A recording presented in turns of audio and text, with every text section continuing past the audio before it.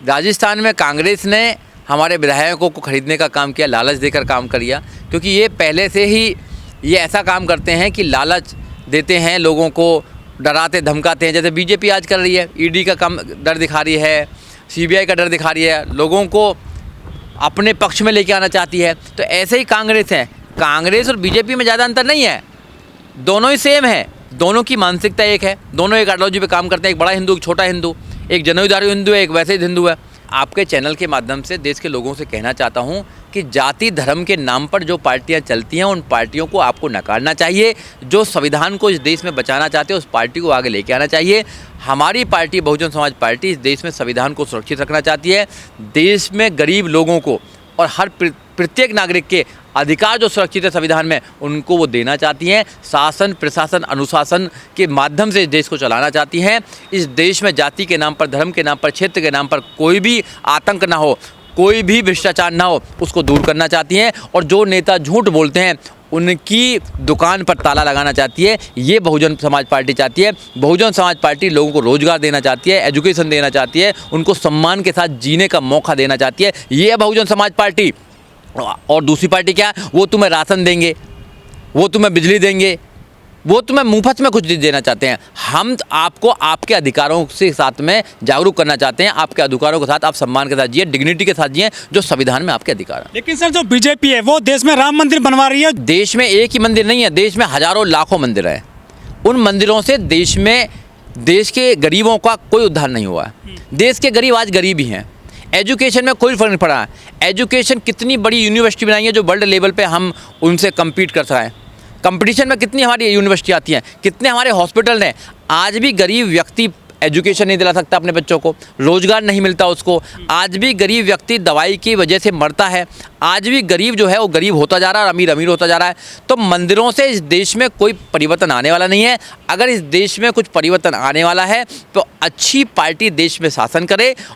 Bahujan Samaj party की जो सोच है, अगर वो सोच इस देश में लागू हो जाती है और लोग बहुजन समाज पार्टी को सत्ता में लेके आते हैं, तो उनके बच्चों को फ्री एजुकेशन मिलेगी, उनके बच्चों को फ्री रोजगार मिलेगा, उनके बच्चों को सारी सुविधाएं मिलेंगी जो संविधान में लिखी हुई हैं, और सबको मान सम्मान से जीने का एक मौका मिलेगा। ये सुरक्षित, ये अपने नेता, अपना जो हमारी पार्टी का जो एक प्रकार से लोगों को, देश के लोगों से, बाबा साहब डॉक्टर अम्बेडकर के संविधान से एक वादा है, उसको पूरा करने का काम करेंगे। देखिए, लोकतंत्र में ये जो कार्रवाई हो रही हैं, ये लोकतंत्र को कमज़ोर करती हैं। ये हमारा जो रूल ऑफ लॉ है उसको कमज़ोर करती हैं। ये देश रूल ऑफ लॉ से चलेगा, ये देश कानून से चलेगा, ना कि बिल्डोजर से चलेगा, ना किसी को धर्म और जाति के नाम पर किसी को आप प्रताड़ित करेंगे। ये जो मॉडल है, ये सरासर गलत मॉडल है। मॉडल होना चाहिए बहुजन समाज पार्टी जैसा। 2007 से लेकर 2012 तक का आप राज देखिए उत्तर प्रदेश के अंदर। बहन कुमारी मायावती ने जीरो बैलेंस पर एडमिशन करने का काम किया, चाहे गरीब का बेटा हो, चाहे किसी की जाति धर्म का बेटा हो। बहन कुमारी मायावती ने सबको रोजगार देने का काम किया। पार्टी ने अच्छे अच्छे स्कूल बनाने का, यूनिवर्सिटी बनाने का, कॉलेज बनाने का काम किया। और जो उत्तर प्रदेश में डिस्ट्रिक्ट बनाने का काम किया, जो डिस्ट्रिक्ट अगर बनेगा तो उसकी अलग अलग सब प्रक्रिया होती है। उसका डिस्ट्रिक्ट न्यायालय बनता है, डिस्ट्रिक्ट उसका हॉस्पिटल बनता है, और उसमें सारी चीज़ें बनती है, तो लोगों को अच्छी सुविधा होती हैं। तो लोगों को, सरकार को ये करना चाहिए।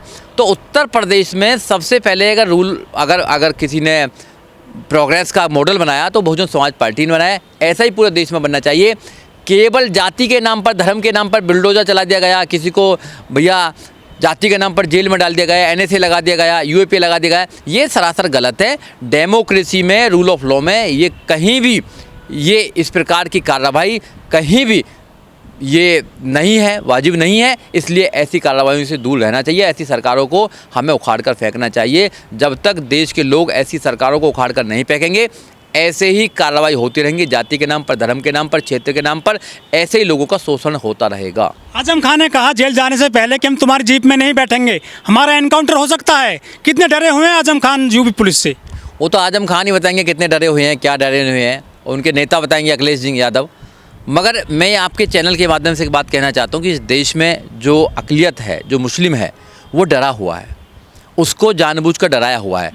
और दलितों के अधिकारों को लगातार मारा जा रहा है, उनके संवैधानिक अधिकारों को लगातार उनसे छीना जा रहा है। संविधान को बदलने की साजिश की जा रही है। संविधान में ऐसे ऐसे अमेंड किए जा रहे हैं कि जो अमेंड सिर्फ 2 मिनट में 4 मिनट में कर दिए जाते हैं। जब 10% रिजर्वेशन की बात कही है वीकर सेक्शन के लिए, तो संविधान की जो मूल भावना है उसको ख़त्म करके ये मनुवादी जो सोच के लोग हैं ये मनुस्मृति लागू करना चाहते हैं, जो देश के लिए ख़तरनाक है, जो देश के लोगों के लिए बहुत ख़तरनाक है।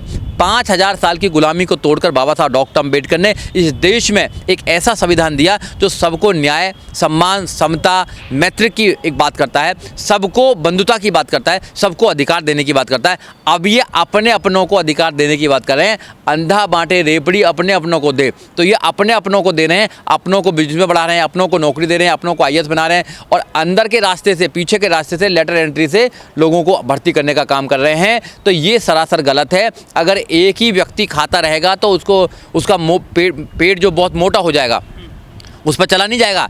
ये जो संसाधन है पूरे देश के, जो संपदा है, उस सब में बंटनी चाहिए। मगर हो क्या रहा है, बहुजन समाज के लोग सारी विपत्तियों के मालिक हैं और ये जो 15% है सारी संपत्तियों के मालिक हैं। अगर तुम्हें सारी संपत्तियों का मालिक बनना है, बंटवारा चाहिए, तो इस देश में 3 खजाने हैं। पहला खजाना प्रधानमंत्री के पास में है, दूसरा खजाना CM के पास में है और तीसरा खजाना मेयर के पास में है। तो बहुजनों, आप बताओ कि आपका किस खजाने में आपका मतलब हिस्सा है? आपका किसी खजाने में हिस्सा नहीं है। इसलिए माननीय काशीराम साहब ने जो पार्टी बनाई, बहुजन समाज पार्टी, आपको राजा बनाने के लिए पार्टी बनाई थी। और बाबा साहब डॉक्टर अम्बेडकर ने कहा था कि ए बहुजनों, अपनी दीवारों पर जाकर लिख दो कि तुम्हें इस देश का शासक बनना है। ये माननीय काशीराम साहब ने समझा और जब माननीय काशीराम साहब ने समझा तो माननीय काशीराम साहब ने बहुजनों को एक पार्टी दी, बहुजन समाज पार्टी, जिसके माध्यम से माननीय काशीराम साहब ने साबित किया कि हम सत्ता में आ सकते हैं। उत्तर प्रदेश में 4 बार आकर सत्ता में।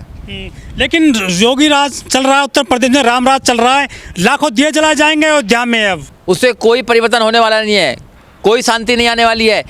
तुमने बुद्ध के देश में युद्ध छेड़ रखा है। बताइए, आप अपने लोगों से तो नफरत करते हो, जाति के नाम पर लोगों को मारते हो, गाय के नाम पर लोगों को मार रहे हो, मंदिर में घुसने नहीं देते हो, आप धर्म के नाम पर लोगों से नफरत कर रहे हो और आप दिए जला रहे हो। किस लिए दिए जला रहे हो भाई? तुम अपनी परंपरा को, स्टेटस को बनाए रखना चाहते हो। जो स्टेटस है, जो हायरार्की है, हायरार्की को ऐसे ही बनाए रखना चाहते हो जो कि बाबा साहब डॉक्टर अम्बेडकर ने उसे समतल कर दिया है। ये लोगों को समझनी चाहिए। हम आपके चैनल के माध्यम से बार बार लोगों को समझाने का काम कर रहे हैं कि आप बाबा साहब डॉक्टर अम्बेडकर के रास्ते पर चलो। बाबा साहब डॉक्टर अम्बेडकर के रास्ते पर चलकर ही आप मुक्ति का, जो मुक्ति है ना, वो मिल सकती है आपको। बाबा साहब डॉक्टर अम्बेडकर के मार्ग पर चलकर ही आप इन लोगों से जीत सकते हैं, आप मान सम्मान की ज़िंदगी जी सकते हैं। जब तक तुम इस सड़ी गली व्यवस्था में रहोगे, जब तक आप मान सम्मान की ज़िंदगी नहीं जी सकते हो।